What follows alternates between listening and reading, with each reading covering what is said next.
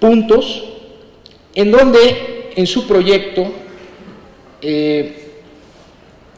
menciona Rayón, en algunos de los puntos importantes de este proyecto, la independencia nacional, una, por supuesto, intolerancia religiosa. ¿Esto qué quiere decir? Que la única religión va a ser la católica apostólica romana, y la soberanía popular.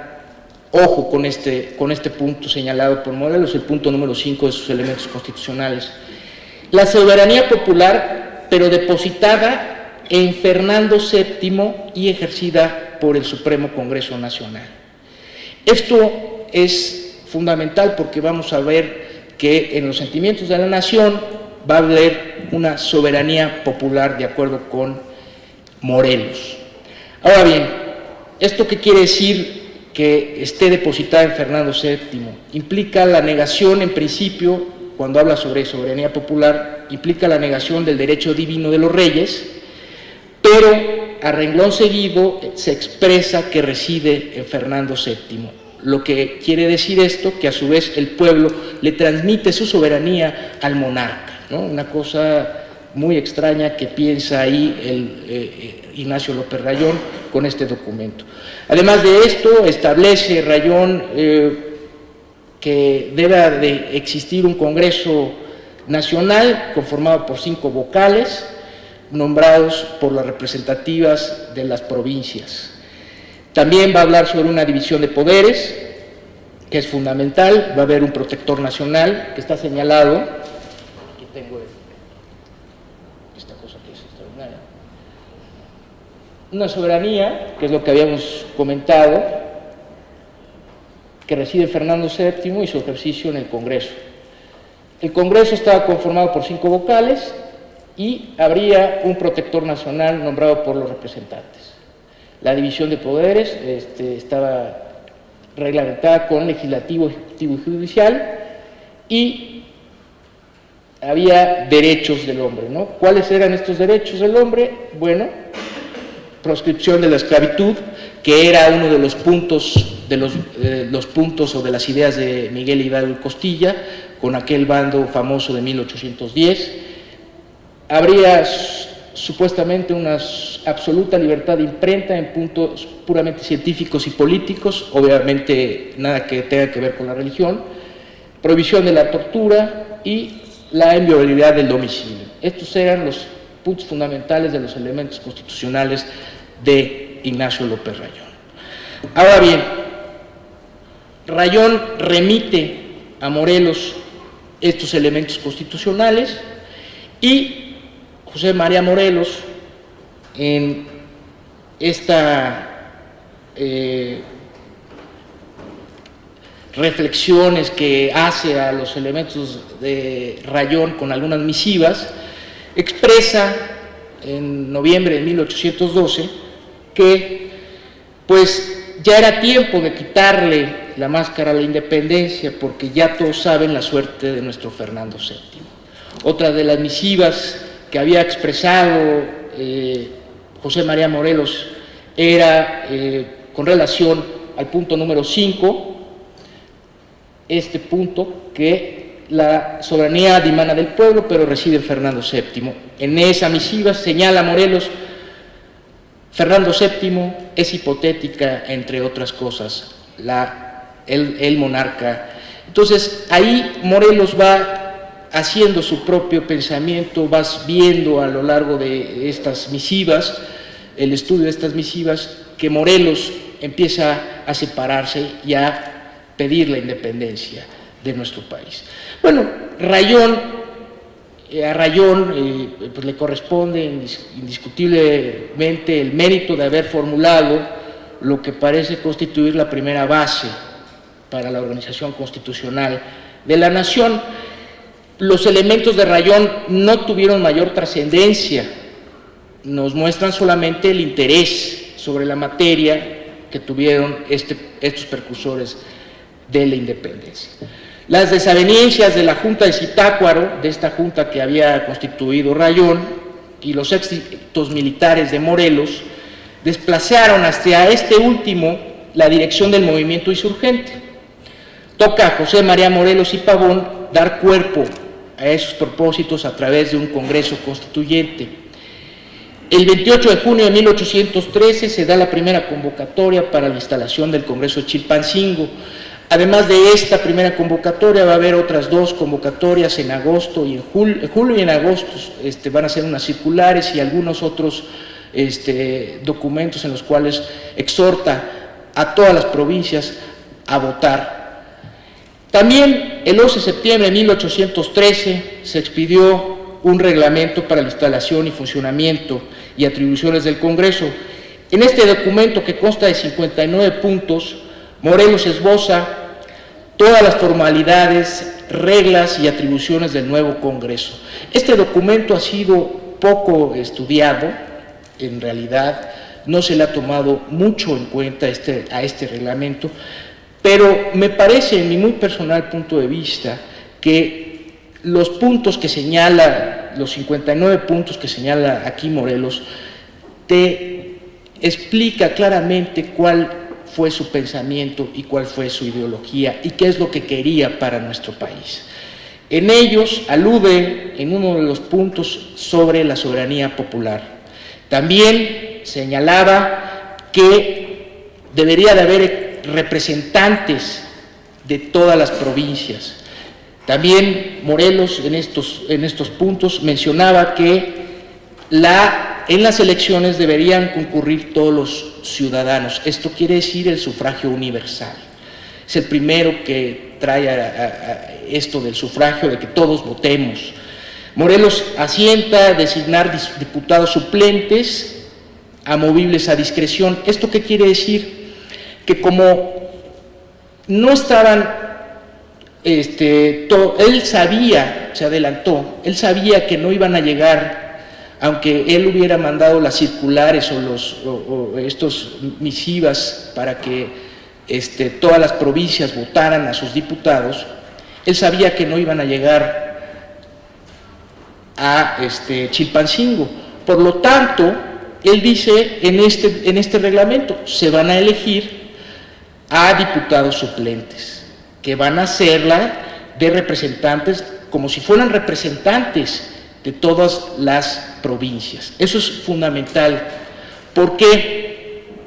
Porque en la conformación de este Congreso se dice o se le atribuye a Morelos que él implanta todo el Congreso. No es verdad esto, sino que José María Morelos, a sabiendas de que no iban a llegar todos los sufragios, elige a 3 diputados para que fueran representantes de algunas de las provincias. Aquí la situación está en que este reglamento también señala que se debe de expedir un decreto declaratorio de independencia que posteriormente es lo que iba a hacer el Congreso de Chilpancingo. Esto lo señala en el punto 17. También dice que seguirán los representantes, esto con relación a los vocales de la Junta de Zitácuaro, continuarán en su encargo hasta 4 años. O sea, esto quiere decir que dentro del Congreso de Chilpancingo iban a estar los 3 vocales de la Junta de Zitácuaro, quienes iban a ser Ignacio López Rayón, José Sixto Verduzco y José María Lisiaga, además de los 3 elegidos por él, que era Joaquín Cos, Carlos María Bustamante y Andrés Quintanar. Y iba a haber 2 diputados de elección popular. ¿Cuáles eran estos 2 diputados de elección popular? Señor José Murguía y también el señor José Herrera. Aquí la situación es que después de este reglamento, el 14 de septiembre de 1813, se da la apertura del Congreso de Chilpancingo y en él se dio lugar a las más fecundas e intensas reflexiones sobre la organización de la naciente nación mexicana. Morelos hizo que su secretario Juan Nepomuceno Rosáins diera lectura a un escrito que había intitulado Sentimientos de la Nación, en el que consignó los principios políticos y sociales que el nuevo Congreso debería seguir durante sus trabajos de la creación a la Constitución. Dentro de estos puntos o sentimientos de la nación, porque fueron también llamados 23 puntos dados por Morelos. Los más importantes son independencia nacional, intolerancia religiosa. ¿Esto qué quiere decir? Como ya habíamos señalado con los elementos de Rayón, va a haber, la religión católica será la única igual en los sentimientos de la nación, en los puntos 2, 3 y 4. Va a haber independencia nacional, igual, pero independiente de España. Va a ser muy parecido a los elementos constitucionales. Aquí es donde empieza lo que es el pensamiento de José María Morelos y su separación de los elementos de Rayón. La soberanía va dimana del pueblo, el que solo quiere depositarla en sus representantes. Cosa contraria a los elementos de Rayón, reside en Fernando VII y su ejercicio en el Congreso. ¿Se acuerdan lo que les comenté hace un momento? También va a hablar sobre la división de poderes, estos sentimientos de la nación, va a tener nacionalismo, igualdad de todos los ciudadanos ante la ley, inviolabilidad del domicilio y, por supuesto, aquella idea de don Miguel Hidalgo, la prohibición de la esclavitud y la tortura. Una vez finalizada la lectura de los sentimientos de la nación, se dio lectura al acta de sesiones de apertura del Congreso, en donde se da a conocer la lista de diputados elegidos, que fueron aquellos que señalé, que son los 3 vocales de la Junta de Zitácuaro, Rayón, Lisiaga y Verduzco, los suplentes, Bustamante, Cos y Andrés Quintana Roo, y 2 diputados de elección popular, que van a ser José Murguía por Oaxaca, que aquí lo curioso es que José Murguía había sido designado para ser el 5º vocal de la Junta de Zitácuaro, pero como ya la Junta de Zitácuaro ya no existía, pues entonces Morelos respetó la elección que se había elegido en Oaxaca el 3 de agosto de 1813. Por eso tenemos a este diputado de elección popular y al otro diputado, que era José de María Herrera, por Tecpan, que Tecpan había sido la provincia creada por Morelos el 18 de abril de 1811. Entonces, estos eran los 2 diputados de elección popular, los primeros 2 diputados que tuvimos nosotros aquí en México, se puede decir. Aquí en el Congreso toma de acuerdo con el reglamento, tomó el tratamiento de majestad y sus miembros de excelencia. Tenían un sueldo de 8,000 pesos anuales supuestamente, ¿no? Y la duración, como había mencionado, era de 4 años con una posibilidad de reelegirse. La vida de este Congreso transcurrió en medio de dificultades por establecerse en algún lugar, dado que los acontecimientos bélicos que se estaban presentando en la nación mexicana provocaron un transitar constante que llevaría a que el Congreso sesionara en un sinfín de lugares. Hay una manifestación que da Lisiaga en 1814, en donde señala que incluso tuvieron que sesionar abajo de un árbol. Entonces, para que vean lo importante de este Congreso, que no fue impedimento para que se firmara un documento de tan importante calado como es la Constitución de Apatzingán. ¿Cuáles fueron estos documentos significativos de este Congreso? Pues los sentimientos de la nación, bueno, el reglamento del Congreso, los sentimientos de la nación, que ya señalamos anteriormente, el acta solemne de declaración de independencia de la América Septentrional del 6 de noviembre de 1813 y el decreto constitucional para la libertad de la América Mexicana del 22 de octubre de 1814. Del acta solemne de declaración de independencia tenemos noticias en un texto, en una de las sesiones del 6 de noviembre de 1813, que fue un proyecto que presentó Carlos María de Bustamante. Esto no lo digo yo, sino que está dentro de los documentos, lo pueden ustedes ver en el texto de Ernesto Lemoa Villicaña, ¿no? Morelos y su vida revolucionaria, en la sesión del 6 de noviembre, ahí está señalado que Carlos María Bustamante es el que presenta la propuesta del acta solemne de declaración de independencia. Dentro de esta acta de independencia podemos señalar que habla sobre la soberanía que corresponde a la nación mexicana y que se encuentra usurpada. También otra propuesta de esta acta es que quedaba rota para siempre jamás la dependencia del trono español.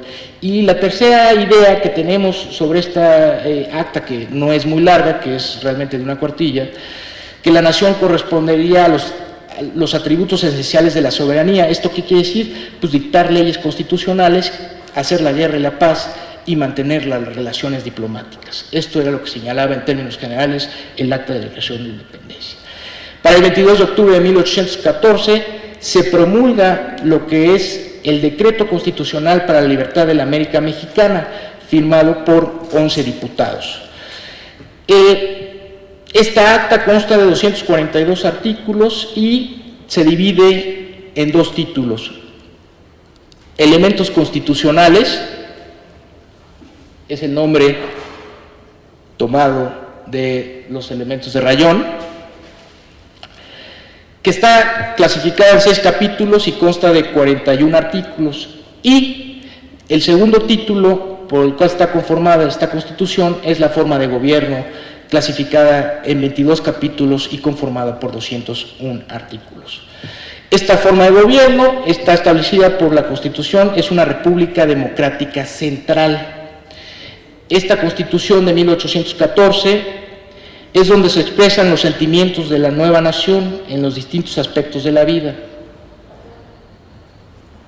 Aquí está, de alguna forma, un poco más claro. Esta es la Constitución española, esta es la Constitución de Apatzingán y esta es la Constitución del 24. Estamos en esta.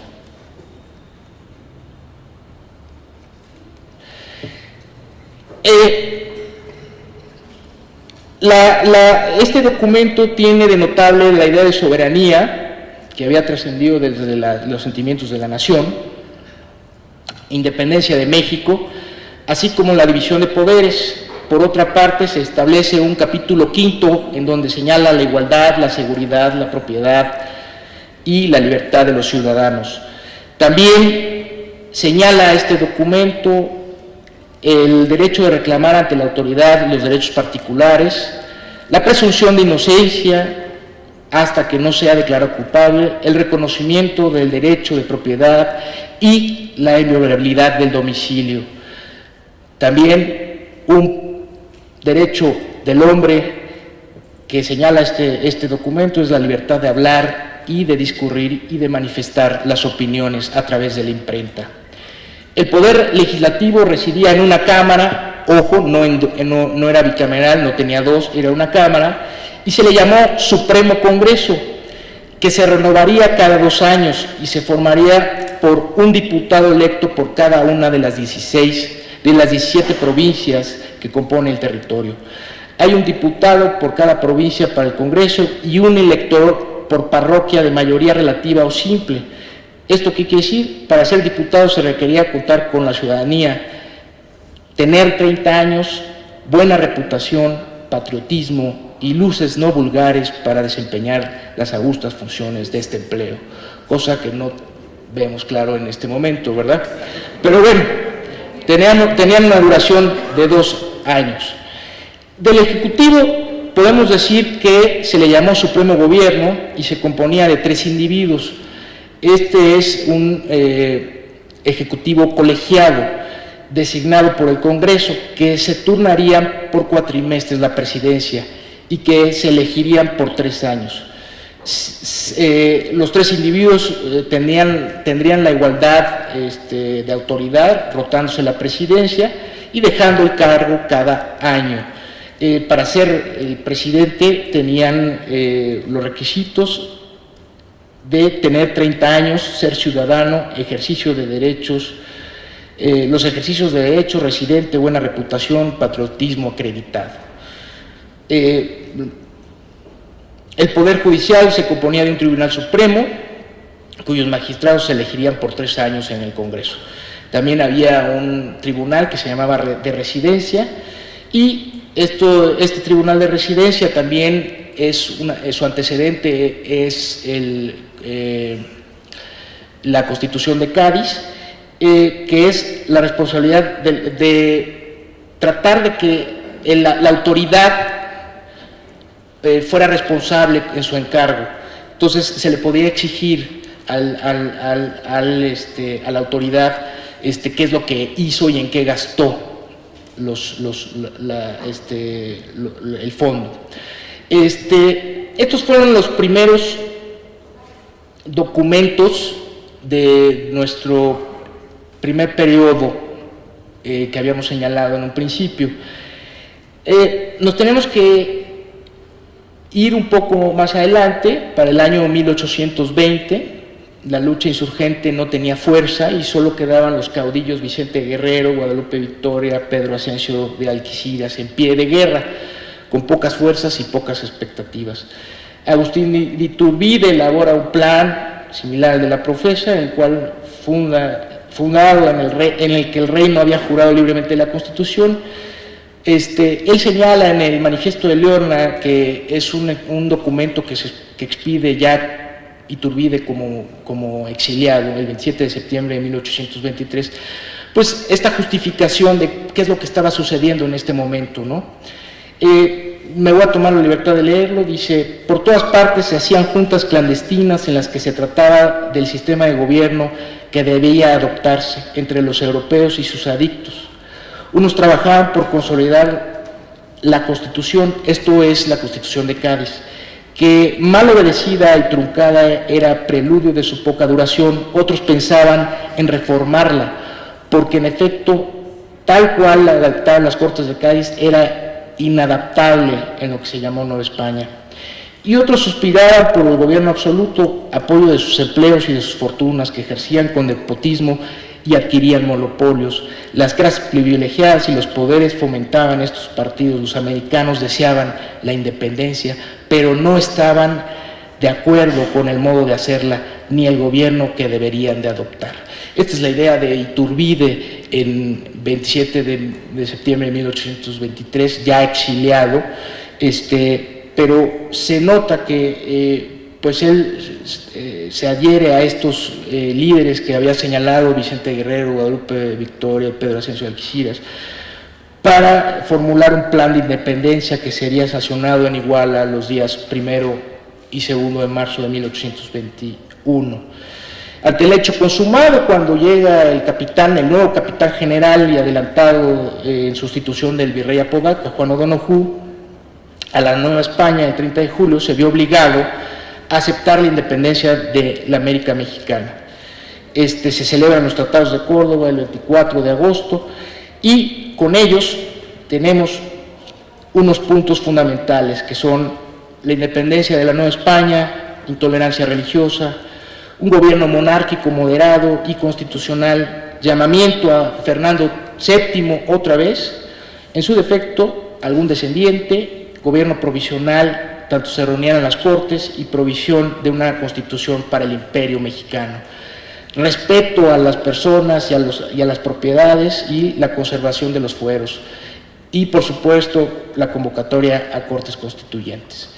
El 28 de septiembre de 1821 se leyó el Acta de Independencia por la Junta Provisional Gubernativa, integrada por 38 personas, y después se procedió a nombrar la regencia, integrada por Iturbide como presidente, obviamente O'Donoghue, que O'Donoghue al final no llega, muere al poco tiempo, y es electo en su lugar, me parece que el obispo Joaquín Pérez. También está un tiempo muy corto dentro de la regencia, y es elegido o sustituido por Miguel Guridi y Alcocer, antiguo diputado de las Cortes de Cádiz. También la conformaban esta regencia Manuel de Bárcena y José Isidro Yáñez. Para el 17 de noviembre de 1821 la Junta convoca a elecciones siguiendo las líneas de la Constitución de 1812. En lugar de juntas electorales funcionarían los ayuntamientos. Para el 29 de diciembre de 1821 el pueblo elegiría a los primeros electores y terminaría su intervención electoral. Los electores elegirían a los ayuntamientos, cada ayuntamiento elegiría a un nuevo elector de partido, y estos electores de partido con el ayuntamiento de la cabecera designarían al elector de provincia, y reunidos los electores de provincia con el ayuntamiento de la capital designarían a los diputados de la provincia, que enviarían como representantes a la nación. Este es el proceso para elegir a un diputado para que fuera representante de su provincia. Entonces, solamente ahí se acota un poco lo que había señalado Morelos, de que todos podían votar por sus diputados. Los representantes electos deberían estar en la capital el 13 de febrero del año del 22, y para el 24 de febrero de 1822 el primer Congreso Constituyente se instala bajo la presidencia de José Hipólito. También el vicepresidente iba a ser Sánchez Tagle y los secretarios Manuel Argüelles y Carlos María Bustamante. Desde el inicio de este Congreso iba a haber algunas dificultades, por supuesto, con Iturbide, porque es aquí donde empieza y surge el conflicto del republicanismo y monarquismo, los que manifestaban que con unas similitudes a la vez que profundas diferencias. Así podemos apreciar que por una parte estaba la liberal y republicana Constitución de Apatzingán, y por otra se asoma el Plan de Iguala, que propone un gobierno constitucional pero monárquico. Fue ahí donde aparecen las propuestas de llamar a un integrante de la familia reinante de España para gobernar la América mexicana. Recuérdense el proyecto presentado a Agustín de Iturbide por Guadalupe Victoria, que proponía que se designara un emperador, a un oficial criollo soltero, y se le esposara con una india noble para simbolizar la participación de la antigua nobleza indígena en el imperio. Esto es lo que se señalaba en ese momento. Surgen estos, como había comentado, estos primeros embates entre el Congreso y el regente Iturbide. Había problemas económicos porque no se le pagaba la tropa.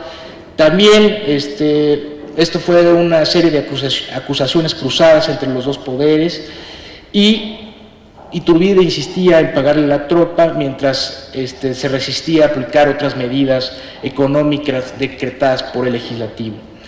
La relación entre ambos poderes no eran buenas. Las discusiones sobre esta formación de las milicias y el sistema hacendario no iban a llevar a buen puerto, ¿no? Cuando Iturbide es proclamado como emperador al cargo por 67 votos de los 87 diputados en esa sesión el 25 de mayo, pues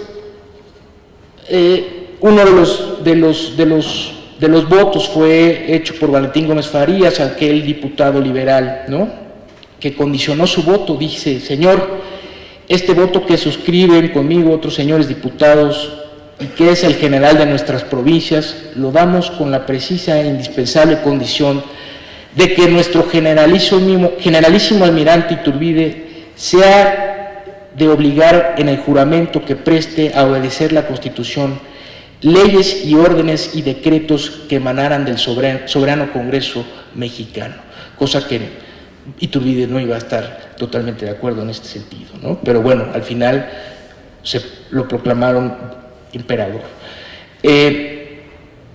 Siguen las dificultades y culminan el 31 de octubre de 1822 con la desintegración del Congreso, para dar paso a la Junta Nacional Instituyente, que sería el organismo encargado de elaborar el reglamento provisional del imperio.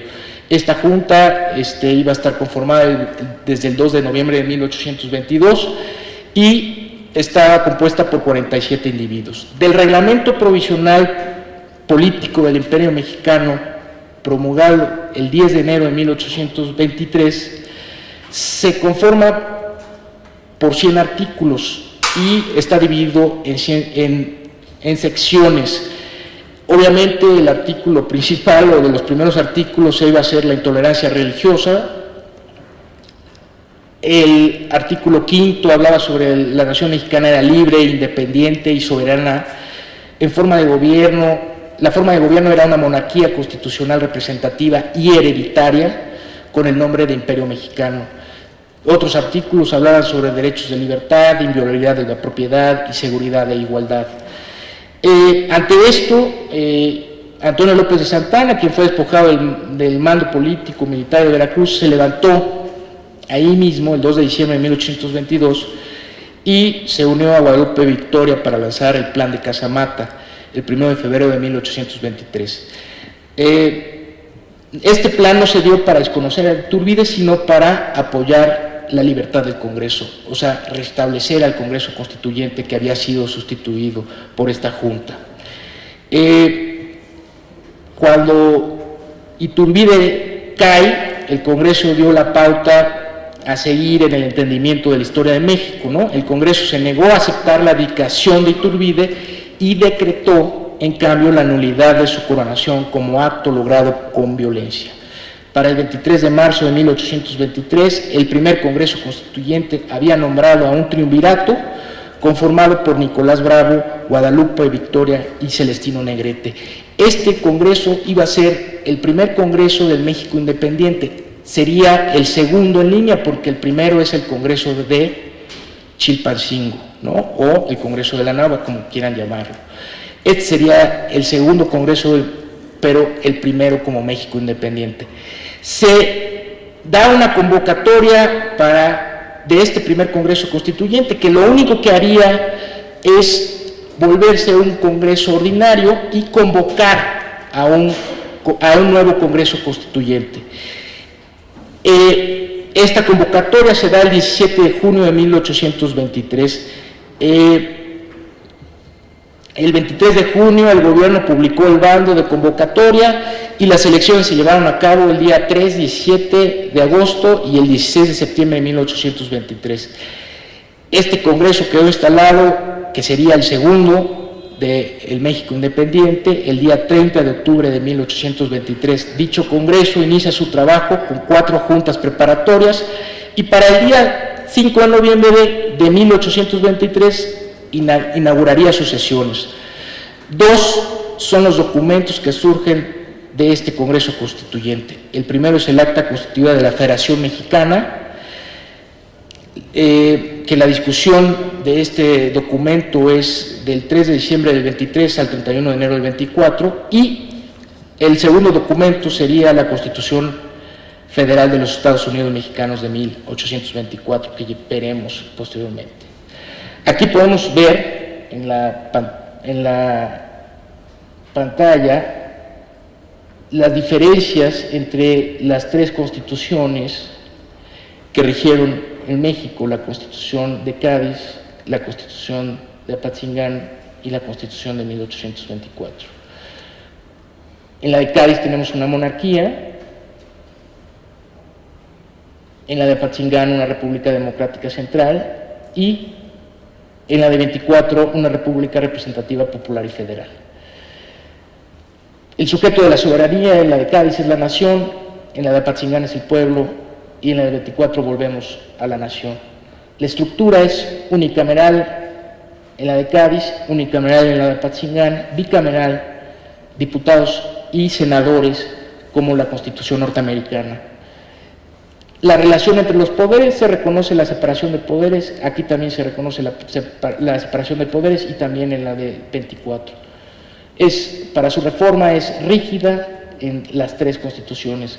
El sufragio en la Constitución de Apatzingán en la Constitución de Cádiz es universal, solo el masculino, indirecto. En la Constitución de Apatzingán es universal y en la Constitución del 24 es un voto indirecto para la elección de diputados federales. Las libertades en la Constitución de Cádiz es amplias, en la Constitución de Apatzingán son limitadas y también en la Constitución del 24. La vigencia es, lo pueden ver ahí, la Constitución de Cádiz es de 1812 a 1814, después vuelve a tener vigencia en 1820 a 1823 y la Constitución de Apatzingán, este es más o menos el periodo que se plantea y este es de la Constitución del 24. Los artículos que conforman cada una de las constituciones son 384 artículos de la de Cádiz, 242 de Apatzingán y 171 artículos la del 24, para que vean un poco la extensión de cada una de las constituciones. Esto es, bueno, vamos a ver, me parece que aquí.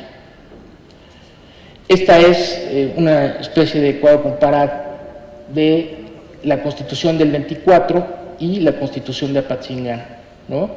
Ustedes lo pueden ver en este cuadro comparado, donde dice el preámbulo, por supuesto, en nombre de Dios y en representación de sus comitentes, les pide el Congreso. Esta es la Constitución del 24, y la Constitución de Apatzingán nos señala este preámbulo, ¿no? La estructura es de 171 artículos, como habíamos mencionado, la de 24, y 242 la de Apatzingán. Se divide en 2 títulos, y en esta se divide en 7 títulos, ¿no? La soberanía en la Constitución del 24 es una soberanía exterior, ¿no? Y igual que la Constitución del 24. Así sucesivamente pueden ustedes ver las diferencias y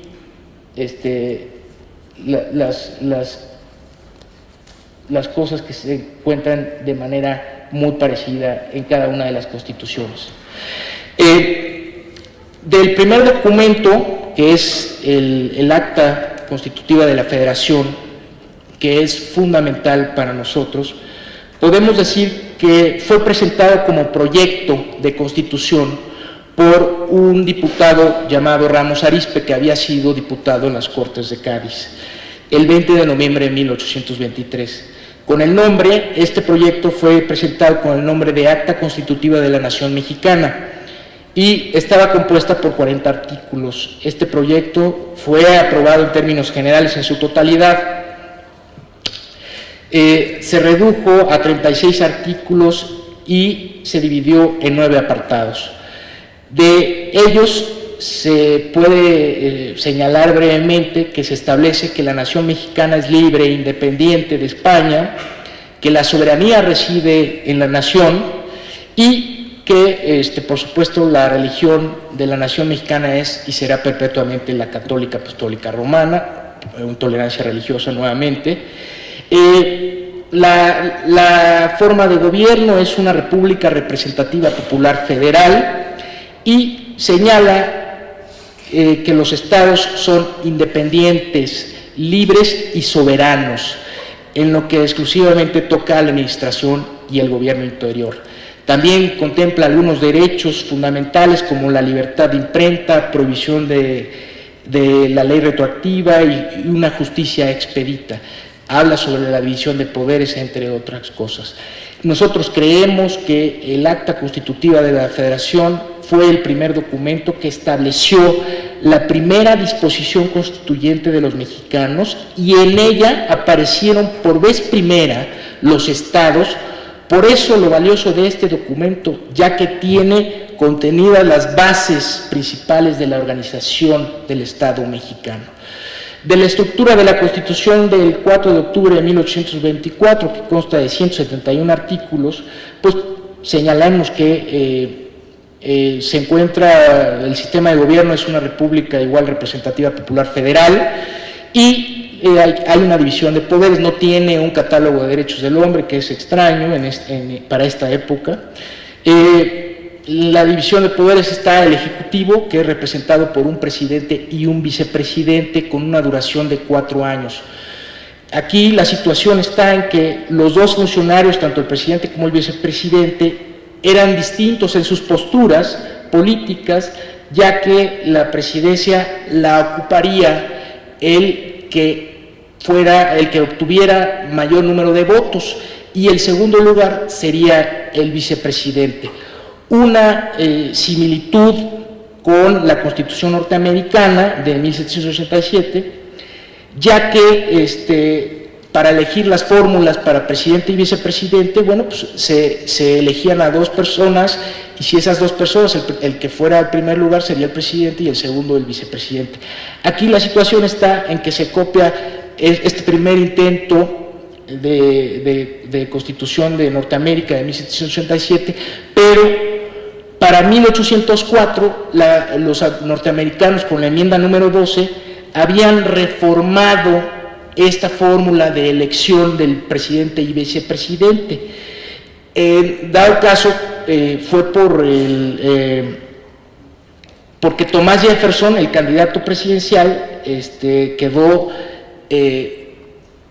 en igual de circunstancias, con un igual número de votos con Aaron Burr. Por eso se reformó la Constitución norteamericana, y entonces ahora actualmente la conocemos con estas fórmulas de los dos son del mismo partido, ¿no? Y entonces en México, en 1824, pues se elegía al presidente y al vicepresidente, tenías al enemigo en casa, en pocas palabras, ¿no? Entonces era un poco absurdo, porque al final de cuentas pues fueron los que dieron los golpes de Estado posteriormente, ¿no? El único, me parece, que fue que duró esos 4 años sin tener un golpe de Estado de esa magnitud fue el primer presidente, que fue Guadalupe Victoria. El legislativo estaba dividido en un Congreso bicameral, las cámaras eran de diputados y senadores, siguiendo también esta fórmula norteamericana, y tenían amplias facultades, ¿no? Por cada 80,000 personas se nombraría un diputado, y cada entidad tendría a un senador. Los diputados eran electos por el pueblo cada 2 años, y los senadores eran electos por legislaturas locales por 4 años. Había también un poder judicial contemplado por la Suprema Corte de Justicia, y con un complejo sistema de tribunal de justicia. Lo integraban 11 ministros y un fiscal. El fiscal, la figura del fiscal, es una figura que también se toma de la Constitución se toma del Consejo Real de Castilla, en el cual tenían a un fiscal dentro del Consejo que era supuestamente protector, ¿no? Y que redactaba las leyes. Entonces se va construyendo nuestra Constitución de alguna forma tomando ideas de otras constituciones, ¿no? También se establece en la Constitución del 24 la libertad de imprenta y pensamiento, intolerancia religiosa. El ejército y el clero conservaban sus fueros y privilegios, y la federación, bajo el nombre del Estados Unidos Mexicanos, quedaba integrada por 19 estados. Cada uno de los estados era libre y soberano en lo que respecta a su administración y el gobierno del interior. Además de los estados, también existían 4 territorios que iban a ser Alta California, Baja California, Colima y Santa Fe de Nuevo México. El 20 de noviembre de 1824 se creó el Distrito Federal, que sería el lugar donde se establecerían los poderes federales, que actualmente lo podemos notar la trascendencia de esto. En un cuadro comparativo podemos señalar, me gustaría que vieran esto, que es 3 constituciones de donde se toma la gran mayoría de las ideas. Son la Constitución de Cádiz de 1812 y la Constitución de 1787 de Estados Unidos, ¿no? Por supuesto que el preámbulo es en el nombre de Dios y representación de igual que la Constitución de Cádiz, en nombre de Dios la expiden las Cortes, ¿no? Es muy semejante este preámbulo. Estados Unidos, por supuesto, dice, le expide el pueblo de los Estados Unidos, ¿no? La estructura son 171 artículos, es muy extensa la Constitución de Cádiz con 384 artículos, y la Constitución norteamericana tiene 7 artículos, cada artículo dividido en secciones y cada sección en números, con un total de 66 números, ¿no? La soberanía, como ya comentaba, es, independiente de España y de cualquier otra nación. Tiene una soberanía interior, reside en la nación, que puede establecerse la forma de gobierno que parezca más conveniente. Esto lo señala los artículos del Acta Constitutiva de la Federación, y de la Constitución de Cádiz tienen exterior igual, ¿no? Pero solamente es igual que la mexicana, pero bueno, con esta situación de que no hablaban de la independencia de España, ¿no? Igual, con excepción de que establezca la forma de gobierno que se le parezca más conveniente.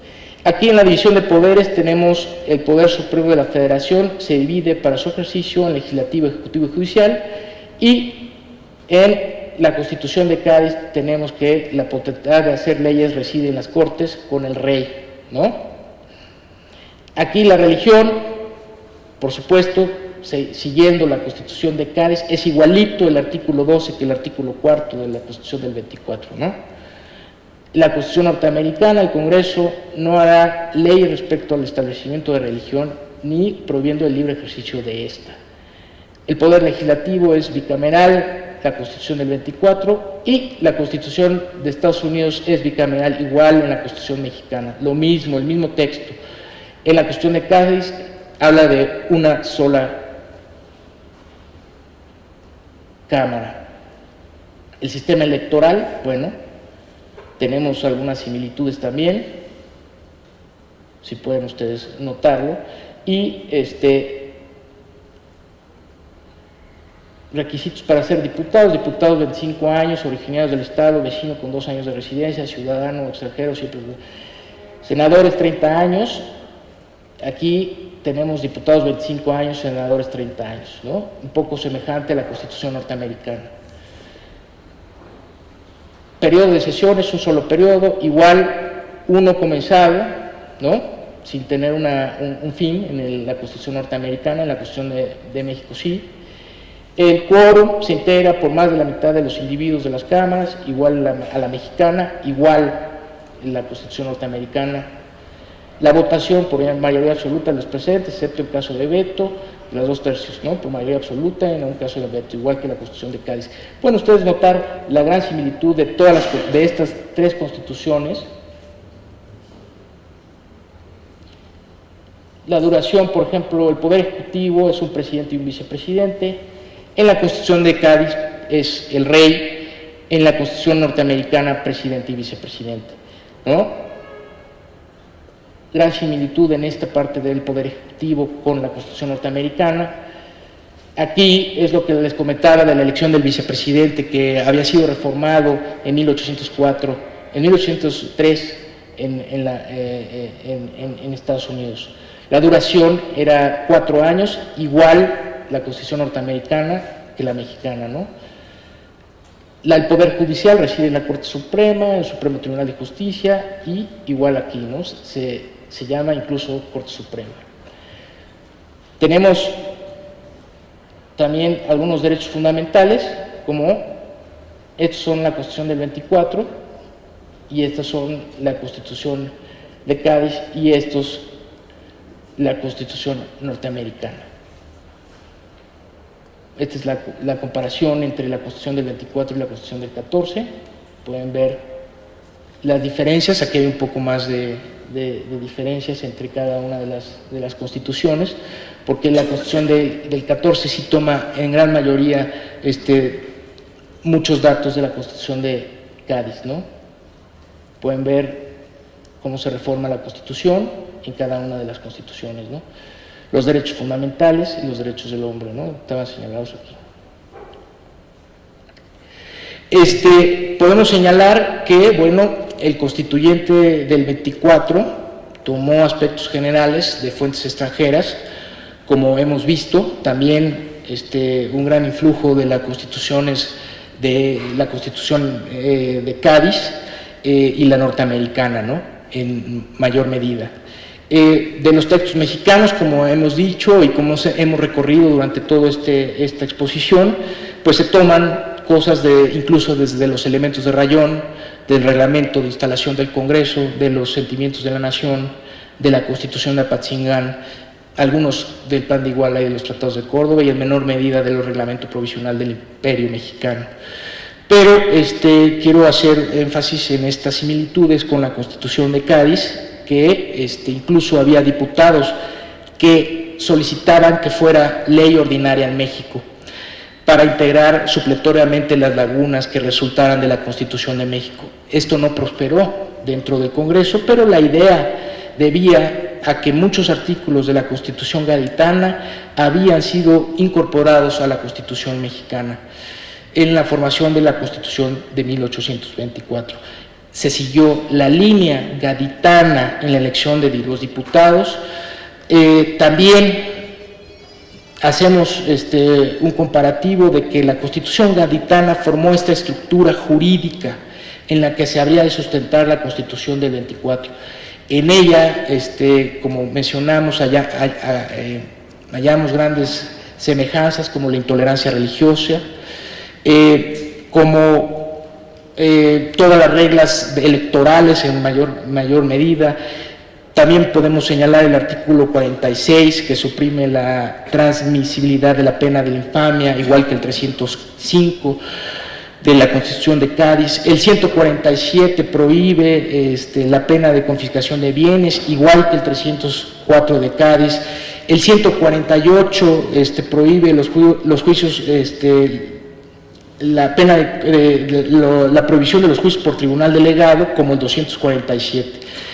Era absolutamente natural que esta profunda influencia gaitana se diera en las leyes mexicanas, debido a que 20 diputados no hispanos elegidos participaron en las Cortes entre 1810 y 1813. 3 de ellos fueron miembros del Congreso Constituyente del 24, como José Miguel Gordoa, José Miguel Guridi Alcocer y José Miguel Ramos Arizpe. Se tiene que hacer mención que la Constitución del 24, como señalamos, también estaba inspirada en algunas de sus partes en las constituciones de Estados Unidos de Norteamérica. En tanto a la división de poderes, la cuestión del Ejecutivo y el vicepresidente, el Poder Judicial y las amplias facultades que limitaban al Ejecutivo. Con esto podemos señalar que la Constitución de 1824 es un documento fundamental para todos los mexicanos, porque aún tenemos muchas de las propuestas que se señalan en la Constitución del 24. Muchísimas gracias a todos ustedes por esto y por darme la oportunidad de ofrecerles esta intervención.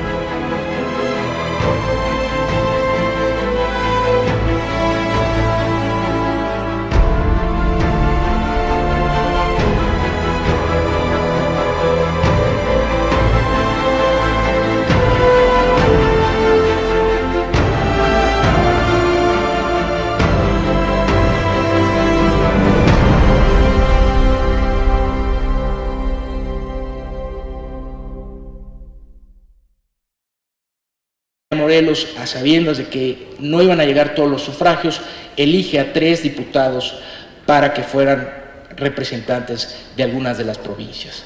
Aquí la situación está en que este reglamento también señala que se debe de expedir un decreto declaratorio de independencia que posteriormente es lo que iba a hacer el Congreso de Chilpancingo. Esto lo señala en el punto 17.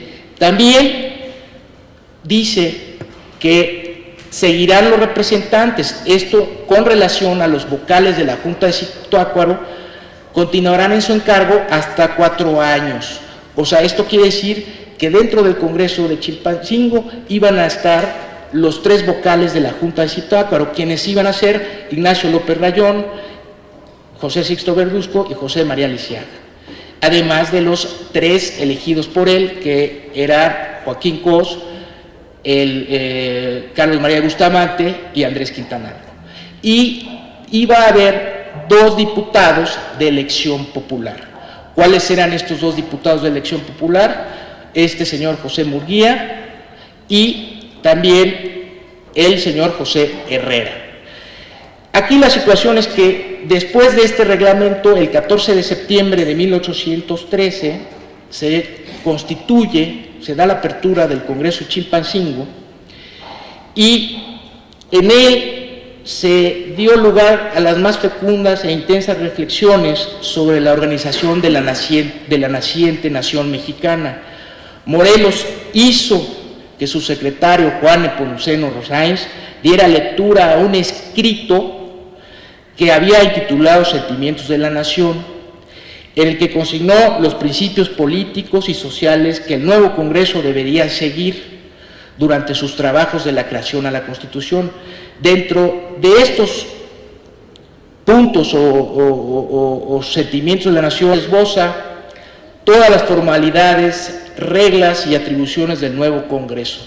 Este documento ha sido poco estudiado, en realidad no se le ha tomado mucho en cuenta a este reglamento, pero me parece, en mi muy personal punto de vista, que los puntos que señala, los 59 puntos que señala aquí Morelos, te explica claramente cuál fue su pensamiento y cuál fue su ideología y qué es lo que quería para nuestro país. En ellos alude en uno de los puntos sobre la soberanía popular. También señalaba que debería de haber representantes de todas las provincias. También Morelos en estos puntos mencionaba que en las elecciones deberían concurrir todos los ciudadanos. Esto quiere decir el sufragio universal. Es el primero que trae a esto del sufragio, de que todos votemos. Morelos asienta designar diputados suplentes amovibles a discreción. ¿Esto qué quiere decir? Que como no estaban, él sabía, se adelantó, él sabía que no iban a llegar, aunque él hubiera mandado las circulares o estos misivas para que todas las provincias votaran a sus diputados, él sabía que no iban a llegar a Chilpancingo. Por lo tanto, él dice en este reglamento, se van a elegir a diputados suplentes, que van a serla de representantes, como si fueran representantes de todas las provincias. Eso es fundamental. ¿Por qué? Porque en la conformación de este Congreso se dice o se le atribuye a Morelos que él implanta todo el Congreso. No es verdad esto, sino que José María este documento. Además de esto, establece Rayón que debe de existir un Congreso nacional conformado por 5 vocales, nombrados por las representativas de las provincias. También va a hablar sobre una división de poderes, que es fundamental. Va a haber un protector nacional, que está señalado. Aquí tengo esta cosa que es extraordinaria. Una soberanía, que es lo que habíamos comentado, que reside Fernando VII y su ejercicio en el Congreso. El Congreso estaba conformado por 5 vocales y habría un protector nacional nombrado por los representantes.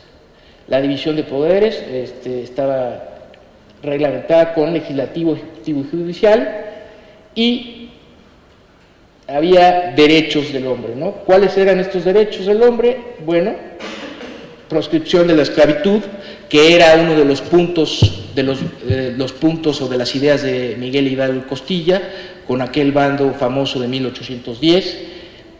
Habría supuestamente una absoluta libertad de imprenta en puntos puramente científicos y políticos, obviamente nada que tenga que ver con la religión, prohibición de la tortura y la inviolabilidad del domicilio. Estos eran los puntos fundamentales de los elementos constitucionales de Ignacio López Rayón. Ahora bien, Rayón remite a Morelos estos elementos constitucionales y José María Morelos, en esta reflexiones que hace a los elementos de Rayón con algunas misivas, expresa en noviembre de 1812 que pues ya era tiempo de quitarle la máscara a la independencia, porque ya todos saben la suerte de nuestro Fernando VII. Otra de las misivas que había expresado José María Morelos era con relación al punto número 5, este punto que la soberanía dimana del pueblo, pero reside en Fernando VII. En esa misiva señala Morelos: Fernando VII es hipotética, entre otras cosas, el monarca. Entonces, ahí Morelos va haciendo su propio pensamiento, vas viendo a lo largo de estas misivas, el estudio de estas misivas, que Morelos empieza a separarse y a pedir la independencia de nuestro país. Bueno, a Rayón pues le corresponde indiscutiblemente el mérito de haber formulado lo que parece constituir la primera base para la organización constitucional de la nación. Los elementos de Rayón no tuvieron mayor trascendencia, nos muestran solamente el interés sobre la materia que tuvieron estos precursores de la independencia. Las desavenencias de la Junta de Zitácuaro, de esta junta que había constituido Rayón, y los éxitos militares de Morelos, desplazaron hacia este último la dirección del movimiento insurgente. Toca a José María Morelos y Pavón dar cuerpo a esos propósitos a través de un Congreso Constituyente. El 28 de junio de 1813 se da la primera convocatoria para la instalación del Congreso de Chilpancingo. Además de esta primera convocatoria, va a haber otras dos convocatorias en agosto y en julio y en agosto van a ser unas circulares y algunos otros documentos en los cuales exhorta a todas las provincias a votar. También el 11 de septiembre de 1813 se expidió un reglamento para la instalación y funcionamiento y atribuciones del Congreso. En este documento, que consta de 59 puntos, Morelos